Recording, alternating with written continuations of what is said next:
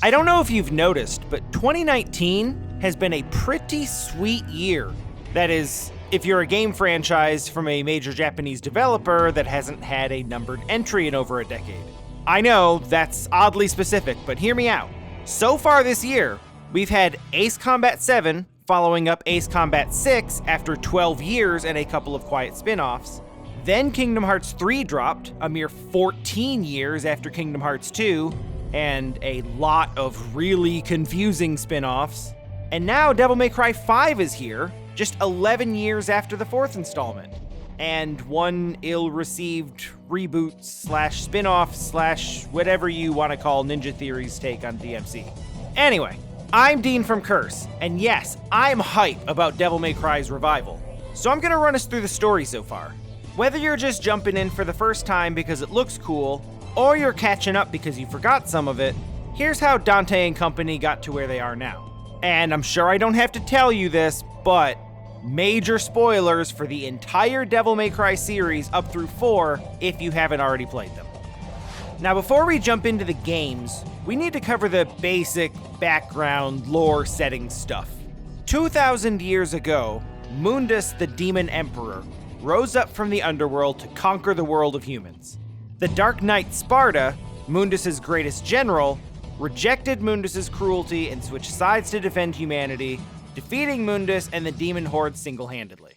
One of Sparda's most important acts was to sacrifice the majority of his own power into his sword and use it as a key to seal the Tema Nigru, the gate between the worlds.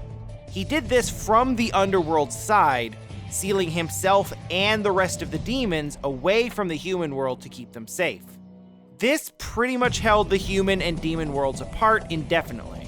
But apparently, very late in that 2,000-year self-imposed banishment, Sparda just sorta came back. And he married a human woman named Eva, and had twin sons, and then later died. And none of those things are really explained. How he returned is a mystery, and so is the circumstance of his death.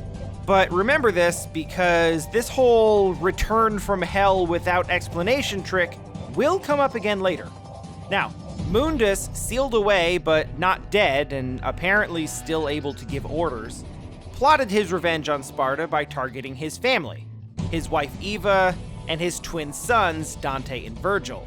Eva was killed by Mundus's demons, but her then 8-year-old sons were hidden away from the attack.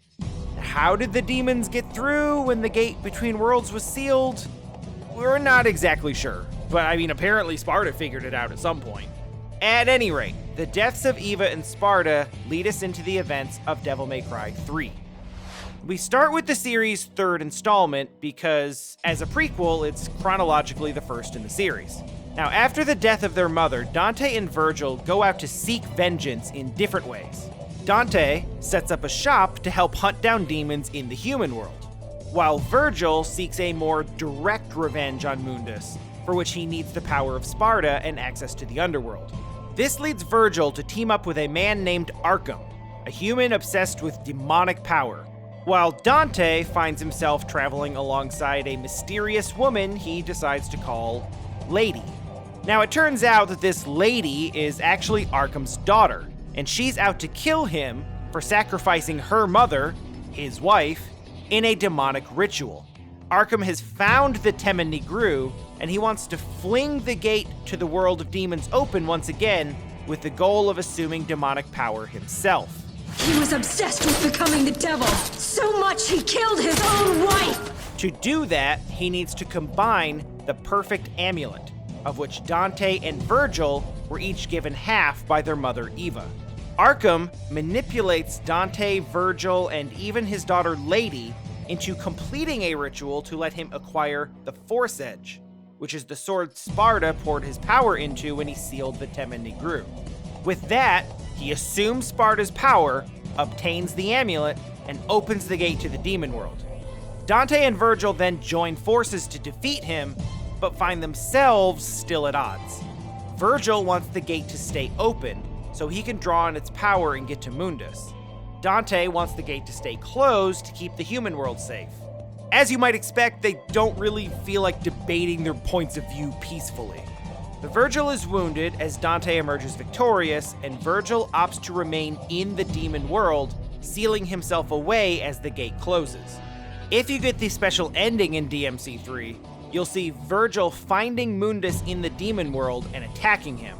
But in a subtle hint, he throws away his sword's scabbard as he attacks, an indication that he knows his fight is hopeless and he won't be sheathing his sword again.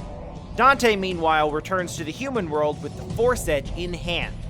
There, Lady helps him coin a name for his new shop, Devil May Cry. Devil May Cry 1 opens in a very similar way to Devil May Cry 3. It's just Dante sitting in his dingy shop, and then he just gets jumped by a random attack. Only this time, instead of a creepy dude and a bunch of demons, his attacker is a woman named Trish, who bears an oddly striking resemblance to Dante's late mother, Eva. After impaling him and then shocking him with some sort of force lightning, she lets Dante know, "But I'm not your enemy. My name is Trish. I came here to seek your help." Because, of course, that's how normal people ask for favors. So apparently the Demon Emperor Mundus is gaining strength to make a return to the human world. So if you were wondering whether Virgil was able to win his fight at the end of Devil May Cry 3, that's probably all the answer you need. Dante follows Trish to a huge castle, which looks like it was designed for a Resident Evil game because it was originally designed for Resident Evil 4. In that castle, Dante meets up with and fights a demon named Nilo Angelo. Nilo Angelo defeats Dante the first time, but then catches a glimpse of Dante's half of the perfect amulet and runs away. As you might have already guessed from that, Nilo Angelo is actually Virgil, but dark and corrupted and under control by Mundus. Dante later defeats Nilo Angelo and obtains his half of their mother's amulet. Combining the two transforms Dante's Force Edge into the true Sword of Sparta. Soon after that, Dante runs into Trish again, at which point she betrays Dante and reveals she'd been working with Mundus the entire time. In fact, she was specifically created by Mundus to bear a resemblance to Dante's mother with the specific intention of manipulating him. Despite that, and the whole, stabbing him and shocking him on first meeting thing, Dante still saves Trish's life on multiple occasions. And straight up tells Trish the only reason he's doing it is because... "Dante, why did you save my life?"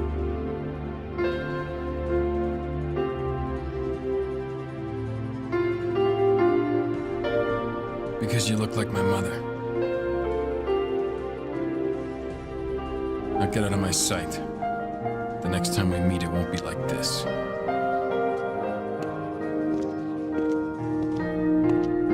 Dante! Don't come any closer, you devil! You may look like my mother, but you're nowhere close to her. You have no soul. You have the face, but you'll never have her fire!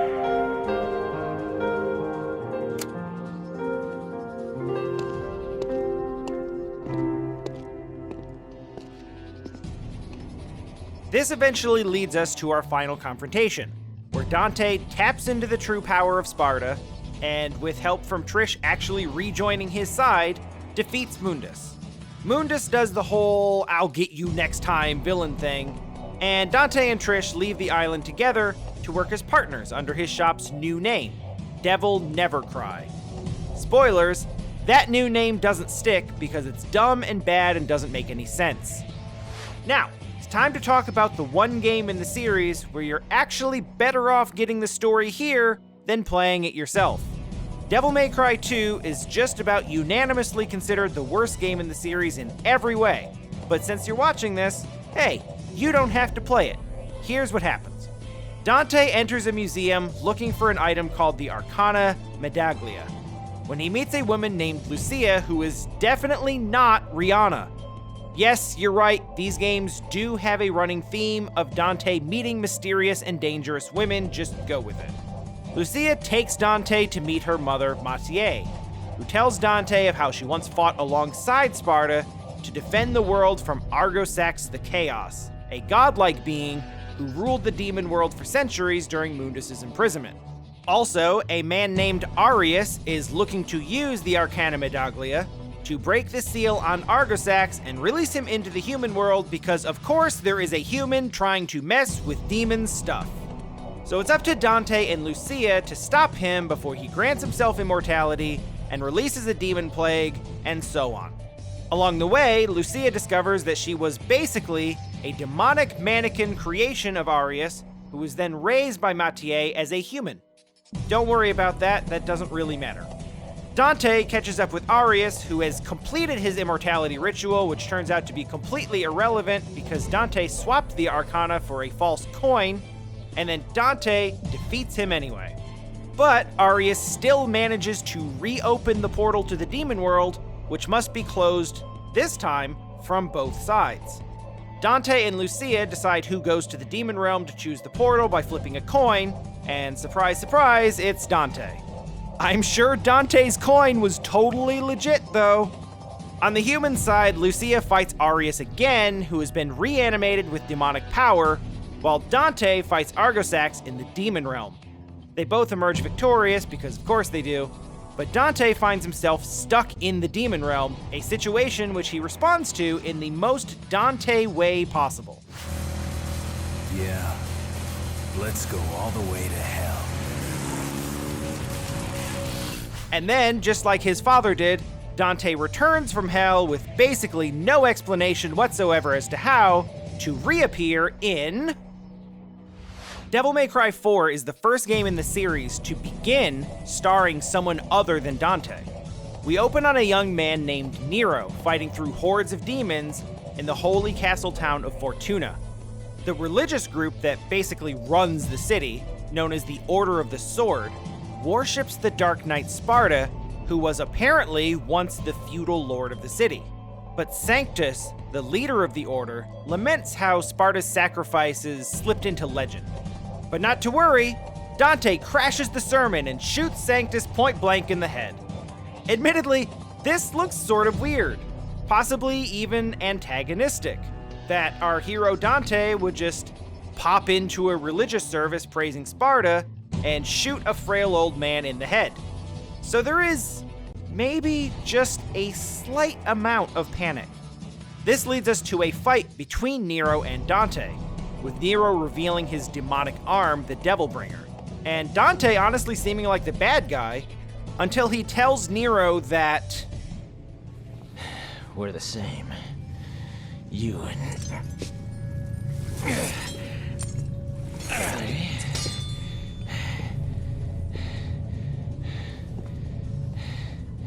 and them. The revelation that the Order's holy knights were in fact corrupted with demonic energy means, yup, you guessed it, Sanctus is the latest in a long line of humans screwing around with demonic forces in a quest for absolute power. Dante is actually able to kill Sanctus with his ambush, but Sanctus is reanimated with demonic power through what is now called the Ascension Ceremony, much in the same way as the Knights of the Order of the Sword are just reanimated corpses. Now, Sanctus is a bit more devious and manipulative than some of his contemporaries. He plans to release the gates to the demon realm as well, but only so that he can destroy the demons himself with his giant marble statue / super weapon, the Savior. This way, he can essentially remind people of the terror of demonkind, and then essentially cast himself into the role of Sparda, humanity's great savior against the forces of evil.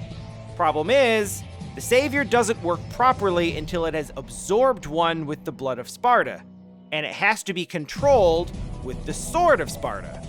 Now, the Order just so happens to receive the Sword of Sparda from an unreasonably sexy woman named Gloria. You'll find out soon enough, Gloria is actually Trish, working with Dante to infiltrate the Order and learn their plans. And no, I don't know how she's able to change her entire look that quickly. Speaking of demonic swords, Nero finds himself not only awakening to his own demonic power, but also using that power to fix the broken Yamato, the katana formerly belonging to Virgil. Dante confronts Nero looking to take Yamato back, telling him of Yamato's true power, and also saying, It's gotta stay in the family. but he ultimately lets Nero keep the sword. This is a hint at Nero's true identity, which we'll cover in a minute. Sanctus's plan is initially to use Dante to activate the Savior, but he soon realizes that Nero will work just as well. After losing a battle against Sanctus and the incomplete Savior, Nero is absorbed into the Savior, fully activating it and opening, yes, yet another gate to the underworld. That leaves Dante to seal up the Hell Gates and take out the Savior himself. And of course, he does exactly that. He retraces Nero's steps and confronts the Savior once again. But even Dante can't hurt the exterior of the Savior, so he sends the Yamato inside, where its power reawakens Nero, who begins destroying it from the inside. This combined assault is enough to stop Sanctus and the Savior. When all is said and done, Nero and Dante go their separate ways. Now, on the topic of Nero, the game itself drops a lot of hints, but it never really confirms our suspicions. Luckily, Capcom has confirmed that Nero is in fact Virgil's son and Dante's nephew, which ties all of these hints together heading into DMC5. A few years after the events of Devil May Cry 4, Nero is running a mobile, van-focused branch of Dante's Devil May Cry business. He finds himself in a place called Red Grave City, fighting off an invasion spawned by some sort of massive demonic tree? He is also chasing after the person who severed his demonic arm, the Devilbringer. To replace it, Nero asks an experienced weapons artist named Nico to fashion a number of mechanical arm replacements known as Devil Breakers.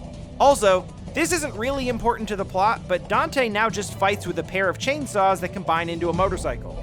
You know, in case you thought this series couldn't get any sillier. So with that, you should be all caught up and ready to jump into DMC5. Since DMC Devil May Cry isn't canon, and is essentially a reimagining of the original game, you don't really need to know what happens in it to catch up to DMC5. But just in case, here's a quick spoiler. Mundus is the final boss in that one too, so you pretty much got it already. There's plenty of details I'm leaving out, so if you have any further questions about what's going on here, or if you think I've gotten something wrong, feel free to drop them in the comments below. I'll be hanging out ready to respond. But try not to let that party get too crazy, okay?